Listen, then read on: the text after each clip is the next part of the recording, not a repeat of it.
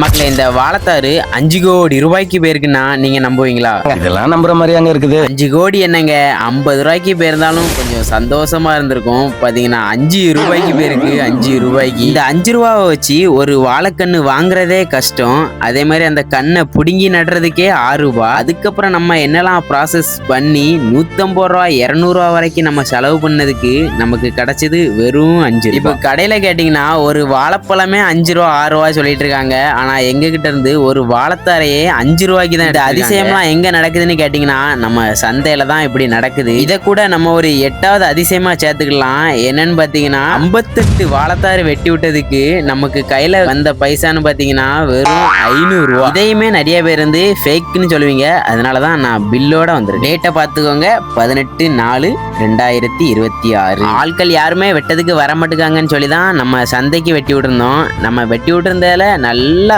பெரிய தாரா பார்த்து ஒரு 7 தாரை 110 ரூபாய்க்கு எடுத்திருக்காங்க.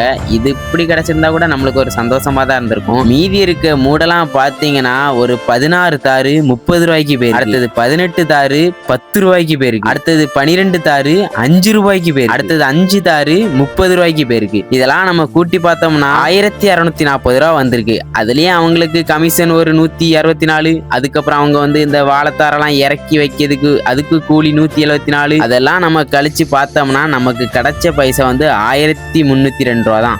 இதுல ஒரு வண்டி வாடகை அது ஒரு 800 ரூபா கழிச்சிட்டோம்னா நமக்கு கையில வந்து கிடைச்சது வெறும் 500 ரூபா தான் ஒரு விவசாயியோட வாழ்க்கை. இந்த வாழைத்தார் எல்லாமே ஒரு 100 ரூபாய்க்கு போயிருந்தா கூட கொஞ்சம் சந்தோஷமா தான் இருந்திருக்கும். ஏன்னா நமக்கு லாஸ் இருந்திருக்கு. அது 5 ரூபாய்க்கு போனதுக்கு அப்புறமும் அந்த விவசாயிகள் வந்து மறுபடியும் விவசாயம் பண்றாங்க பாத்தீங்களா, அவங்க தான் சார் கடவுளை. இதை பத்தி நீங்க என்ன நினைக்கிறீங்கன்னு சொல்லி மறக்காம கமெண்ட்ல சொல்லிட்டு போங்க.